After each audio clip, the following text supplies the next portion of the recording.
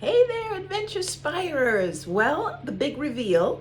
I mentioned in a previous video that I was going to take a Christmas holiday to Europe. And I asked you where you think I should go. I had a couple of options.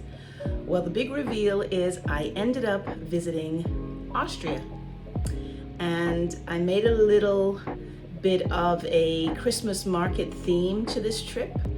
Enjoyed some Christmas markets in Vienna, of course. I made my way to Salzburg, and I also went to Slovakia. And if you are interested in what it was like traveling to these parts during the Christmas season, I would be more than happy to do a video on it. But overall, I have enjoyed my time. I met a few friends. One person that I had an affiliation with, and some complete strangers.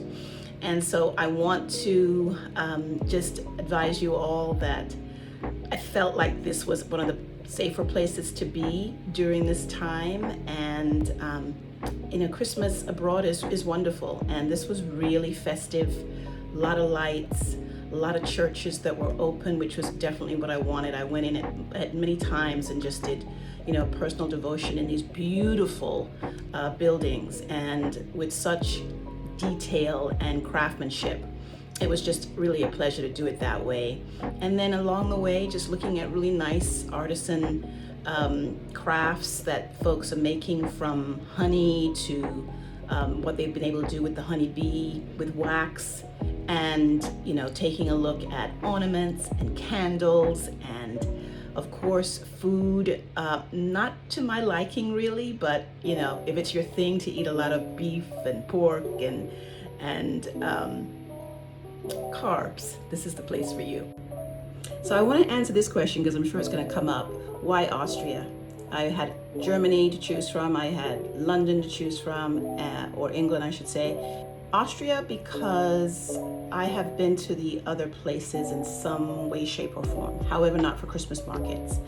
And my goal right now is to try and go to places I have not been. So Austria became more, higher on the list for that. I felt like it might be less, it just didn't seem like there was much drama happening here, although I didn't do a great deep dive to see what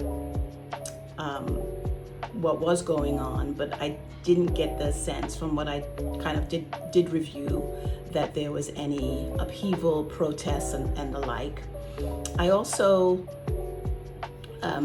really felt like what I mentioned in my previous video. I wanted to be able to get some classical music in, some culture, some art, and just see a town or a city that was I could be self-sufficient. I could move around pretty easily. It's a little larger than I had envisioned Vienna, so the transportation was very, very easy to use. Once I decided to use it, I was thinking I was going to Uber around. Very expensive. So after a while, I ended up taking the trams and the underground rail, and pretty easy. When I got to Salzburg, I didn't even question it. That's exactly what I did. But Salzburg was much more walkable. Slovakia was just a quick side trip. So we're talking a different country there. Very similar. They're the same people. I always say that, like, there's just a lot of separation that's happened, but we are really talking about similar cultures. And so the town was much smaller than a Salzburg. Very manageable to make your way around. You didn't really need I was going to take an Uber once to my hotel. My feet were really tired, and the guy was just like, it's really around the corner. I didn't really know where I was at the time, but he was like, it's around the corner. It would kind of make no sense.